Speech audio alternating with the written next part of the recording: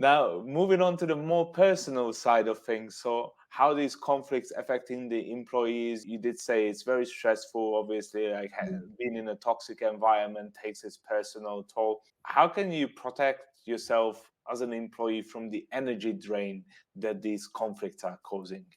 There is a way how to learn to manage yourself, your emotion, how to not jump on every trigger that's being raised to. It's easy to say, don't take this personally, but I think this is for many not humanly possible in the long run and every day and every time. So self-care is for me one thing that I needed to learn myself as well, to see how much I let things around me affect me, how much I really take things to my heart, how much I really want to react on everything. And again, when we were talking before about conflict resolution skills, this is exactly where they come in, how you actually learn yourself to deal with conflicting situations, how you learn to deal with people that you consider difficult, how you decide to deal with a toxic workplace or a dysfunctional, let's say, corporate culture, team, and so on. I think what people often don't want to hear, that the responsibility and accountability to a large extent lies within you. You cannot so easily blame the environment around you for making you miserable, which is of course happening a lot. But I feel from experience also, and also working with companies and clients, the more you learn to, in a way, detach yourself emotionally so strongly from the things around you, the better you learn to handle them. And I, from my own personal experience, and I'm telling you, it's an ongoing learning in progress, I think, for any one of us, I try to practice compassion a lot, that I really try to feel that everybody around me also just has interests. Everybody around me just comes from with their backpack, with their way of handling things. Maybe that's the best way they can, maybe it isn't.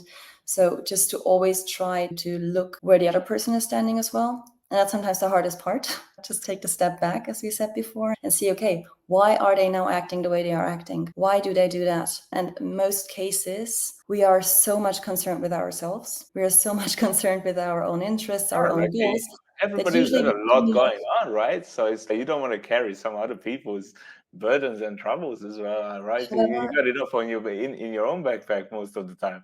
Yeah, exactly. But that's also from where you're coming. That's also where from where others are coming. And I always try to consider that people are not intentionally wanting to hurt me. Yes, there are these kind of people, but they are a minority. And I'm not speaking now about narcissists, sociopaths, and so on, but just there are people who might, out of reasons, revenge whatsoever, grudge or else. But at the end of the day, even then, it's more to save themselves, to make themselves feel better about something than about hurting you.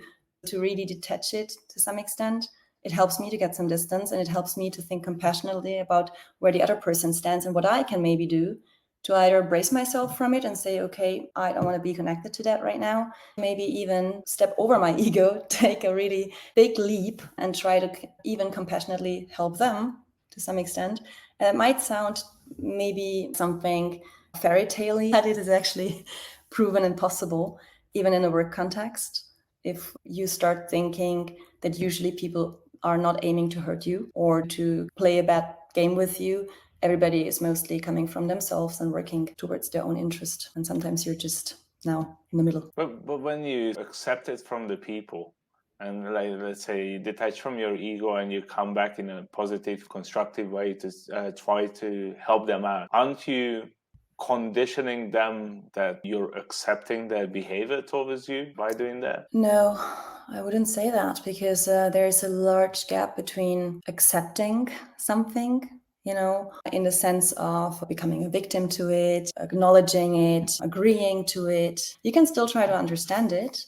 You can still try to accept the fact that it's just life's imperfect. We are imperfect. It is a difference of accepting that and accepting to being not treated well by somebody, or that somebody is just really behaving in a really bad manner and tolerating everything. That is not the same thing.